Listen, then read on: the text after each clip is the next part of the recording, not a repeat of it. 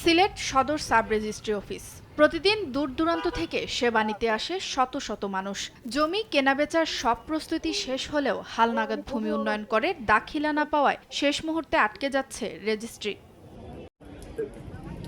Sylhet city কর্পোরেশনের ২৯টি মৌজার মধ্যে ২৮টিতেই অনলাইনে খাজনা পরিশোধে জটিলতার অভিযোগ রয়েছে। আর সিলেট প্রবাসী অধ্যুষিত এলাকা হওয়ায় জমি রেজিস্ট্রি করতে গিয়েও বিড়ম্বনায় পড়ছেন অনেকে। আমাদের মৌলভীবাজারও তো খাজনা দিতে পারতেছে, শ্রীমঙ্গলও দিতে পারছে, এখানে কি সমস্যা ছাত্র আর এই জিনিসটা বুঝতেছে না। এটা জনহয়রানিমূলক একটা অপকৌশল, না হয় সারা বাংলাদেশে হয়, সিলেট সিটিতে হয় না। ভুক্তভোগীদের প্রশ্ন, সারা দেশে অনলাইন ভূমি উন্নয়ন কর সেবা চালু থাকলেও সিলেট সিটি এলাকায় কেন এই জটিলতা? কয়েক লক্ষ কোটি টাকা আপনার লস হচ্ছে।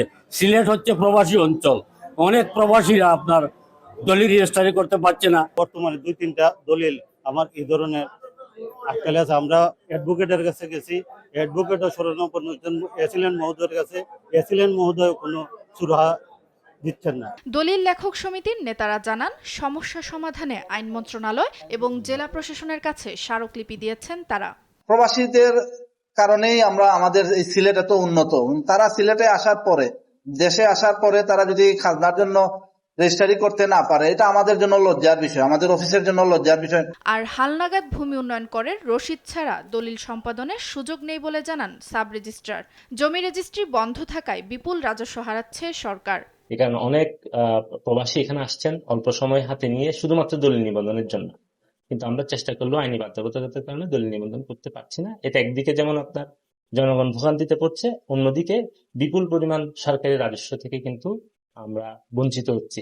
এই ব্যাপারে আমরা ইতিমধ্যেই ভূমি অফিসকে জানিয়েছি, লিখিতভাবে একটি পত্র দিয়েছি, যাতে দ্রুত তাদের সার্ভারের সমস্যা দূর করা যায়। বিষয়টি জনগুরুত্বপূর্ণ উল্লেখ করে দ্রুত সমাধানের উদ্যোগ নেওয়ার কথা জানান ভূমি কর্মকর্তা। এই বিষয়টা নিয়ে আমরা ঊর্ধ্বতন কর্তৃপক্ষের সাথে আলাপ করব। বিষয়টা যেহেতু আপনি আসছেন, আমরা এই বিষয়টা নিয়ে দ্রুত আলাপ করবো। আশা করি দ্রুত সমাধান হবে। দ্রুত সার্ভার সক্ষমতা বাড়ানো, ভূমি সংক্রান্ত ডাটাবেজ হালনাগাদ এবং অনলাইন ভূমি উন্নয়ন কোর সেবার জটিলতা নিরসনের দাবি জানান ভুক্তভোগীরা। সুপ্রিয়া তৃষা, নিউজ ডেস্ক, দেশ টিভি।